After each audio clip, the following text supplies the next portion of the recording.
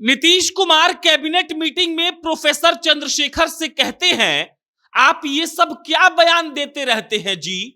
और चंद्रशेखर तपाक से नीतीश कुमार को जवाब देते हैं, हम कुछ भी गलत नहीं बोले हैं, हमसे पहले भी कई लोग इस पर बोल चुका है। और बगल में बैठे हुए डेप्यूटी चीफ मिनिस्टर साहब यानी कि तेजस्वी यादव जी अपने मंत्री प्रोफेसर चंद्रशेखर का साइड लेते हुए कहते हैं, इन्होंने मनुस्मृति और आरएसएस के बंच ऑफ थॉट्स पर बोला है, इन्होंने रामचरितमानस पर कुछ नहीं बोला। नीतीश कुमार को मंत्रियों के सामने एक तरीके से प्रोफेसर चंद्रशेखर जवाब देते हैं, तेजस्वी यादव उस जवाब का समर्थन करते हैं। और उसी दिन इस बात की पटकथा लिखी गई थी कि प्रोफेसर चंद्रशेखर को उनकी हैसियत बताई जाएगी और एक आईएएस अफसर भेजा जाएगा जो उनको बताएगा वो किस काम के हैं और वो क्या कर सकते हैं। रामचरितमानस वाला विवाद आप सबको याद होगा। रामचरितमानस वाले विवाद पर जब नीतीश कुमार से सवाल पूछा गया तो उन्होंने कहा था, हम प्रोफेसर चंद्रशेखर से सवाल पूछेंगे। और नीतीश कुमार समाधान यात्रा से लौटकर जाते हैं, चंद्रशेखर साहब से सवाल पूछते हैं, चंद्रशेखर साहब जवाब में कहते हैं, हम कुछ भी गलत नहीं बोले हैं, वो ऐसा बात जो हम बोले हैं बहुत लोग बोल चुका है। तेजस्वी यादव उस कैबिनेट मीटिंग में थे और तेजस्वी यादव ने प्रोफेसर चंद्रशेखर का समर्थन करते हुए कह दिया कि इन्होंने ऐसा कुछ बोला नहीं है। नीतीश कुमार उस वक्त चुप लगा जाते हैं, लेकिन जो आज शिक्षा विभाग में हो रहा है, प्रोफेसर चंद्रशेखर की फजीहत एक आईएएस अफसर कर रहा है, ये उसी दिन तय हो गया था जिस दिन चंद्रशेखर ने पलटकर नीतीश कुमार को जवाब दिया था। यह घटना है जनवरी 13 की इसी साल की। और जनवरी 13 को जब प्रोफेसर चंद्रशेखर ने नीतीश कुमार को जवाब दिया तो नीतीश कुमार ने कुछ नहीं कहा। 4 महीने का इंतजार हुआ और तारीख याद रखिएगा, 7 जून को के पाठक जाते हैं शिक्षा विभाग में बतौर अपर मुख्य सचिव।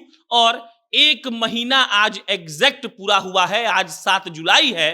1 महीने में के पाठक ने चंद्रशेखर को उनकी औकात बता दी, उनके आप्त सचिव को एंट्री नहीं करने दिया, कहा कि आप तो जाली और फर्जी डॉक्टर हैं। और बड़ी बात यह देखिए कि प्रोफेसर चंद्रशेखर कुछ नहीं कर पाए। प्रोफेसर चंद्रशेखर लालू यादव के पास गए थे, लालू यादव ने कहा कि नीतीश कुमार के पास भेज देते हैं, बतिया लेना। नीतीश कुमार को लालू यादव फोन करते हैं, नीतीश कुमार प्रोफेसर चंद्रशेखर को बात करने के लिए तैयार होते हैं। लेकिन जब चंद्रशेखर वहां पहुंचते हैं तो के पाठक, विजय चौधरी और विजेंद्र यादव वहीं पर बैठे हुए थे।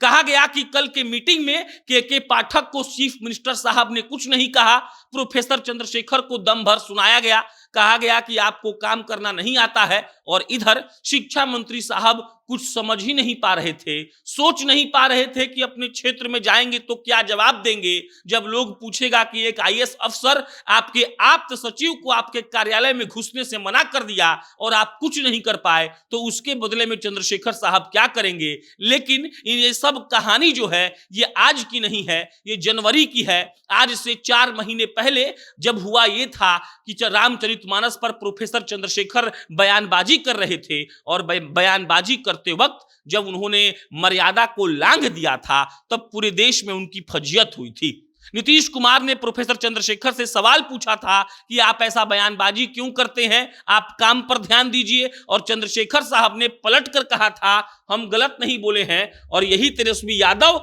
चंद्रशेखर साहब के समर्थन में आ गए थे और उन्होंने कहा था कि आरएसएस के बंच ऑफ थॉट्स और मनुस्मृति के बारे में चंद्रशेखर साहब ने कहा है, उन्होंने रामचरितमानस पे कोई टिप्पणी नहीं की है। और जैसा कि हम सब जानते हैं, नीतीश कुमार कुछ भी भूलते नहीं हैं और वक्त आने पर सबके हदों का एहसास नीतीश कुमार करवा देते हैं। 4 महीने के इंतजार के बाद नीतीश कुमार ने वो एहसास कराने के लिए के पाठक साहब का तबादला किया। के पाठक साहब मद्य निषेध विभाग में भेजे गए थे, उन्होंने वहां शानदार काम भी किया था। और के पाठक को 7 जून को ट्रांसफर किया जाता है शिक्षा विभाग में बतौर अपर मुख्य सचिव और आज 7 जुलाई है। 30 दिनों के भीतर नीतीश कुमार ने जिस संदेश को देकर के पाठक को शिक्षा विभाग में बतौर अपर मुख्य सचिव भेजा था, के पाठक ने 30 दिनों में वो काम पूरा कर दिया और अब लड़ाई रोड पर आ गई है। आप सोचिए, शिक्षा मंत्री साहब 40,000 करोड़ का बजट है और इनके आप्त सचिव को कार्यालय में घुसने से आईएएस अफसर ने मना कर दिया है और उसके बाद समझिएगा कि ये कुछ कर भी नहीं पा रहे हैं। तेजस्वी यादव भी यहां नहीं है, लालू यादव भी दिल्ली चले गए और अब चंद्रशेखर कहीं के भी नहीं रहे हैं। लोग तो कह रहे हैं कि हो सकता है कि इनका इस्तीफा करवा दिया जाए, हो सकता है कि सरकार गिरने की वजह ये बन जाए। चार्जशीट वाला मामला तो आपको मालूम ही होगा, लेकिन जिनको लग रहा है कि के पाठक वाली लड़ाई अभी की है, वो जान लीजिए कि ये लड़ाई अभी की नहीं है। ये लड़ाई है रामचरितमानस के वक्त की, जब प्रोफेसर चंद्रशेखर ने नीतीश कुमार को जवाब दिया था और नीतीश कुमार चुपचाप सुन भी गए थे। सारे कैबिनेट के मंत्री बैठे हुए थे, नीतीश ने पलटकर दूसरा जवाब नहीं दिया, बस एक राय दे दिया कि आपको ये सब नहीं बोलना चाहिए। लेकिन नीतीश कुमार भूले नहीं थे कि चंद्रशेखर ने उनको कैसे जवाब दिया है और उसी जवाब के बदले 4 महीने के बाद उन्हीं के विभाग में के पाठक जाते हैं और 30 दिनों के भीतर ऐसा कोहराम मचता है कि मंत्री साहब की ऐसी फजीहत होती है कि ना उनको निगलने बन रहा है और ना उनको उगलने बन रहा है। बाकी अब क्या इस मामले में होगा, धीरे धीरे समझ आएगा। 2 खेमा में सरकार बढ़ चुका है। एक खेमा कहता है के पाठक बहुत शानदार काम करते आए हैं, कर रहे हैं और करेंगे। एक खेमा ऐसा है जो कहता है के पाठक बिल्कुल किसी की नहीं सुनते थे, ना सुनते हैं, ना सुनेंगे। लेकिन एक बयान और है सुनील सिंह का, जब उन्होंने कहा कि देखिए मुख्यमंत्री साहब ऐसे कुछ लोगों को रखते हैं जो लोग मंत्रियों को ठीक कर सके और के पाठक उन्हीं में से है और उन्होंने तो इस्तीफा देने तक की बात कह डाली। बाकी अब आप समझ लीजिए क्या खेल हो रहा है, नीतीश कुमार कैसे बदला लेते हैं और चंद्रशेखर साहब को रामचरितमानस पर टिप्पणी करना कितना महंगा पड़ गया। धन्यवाद।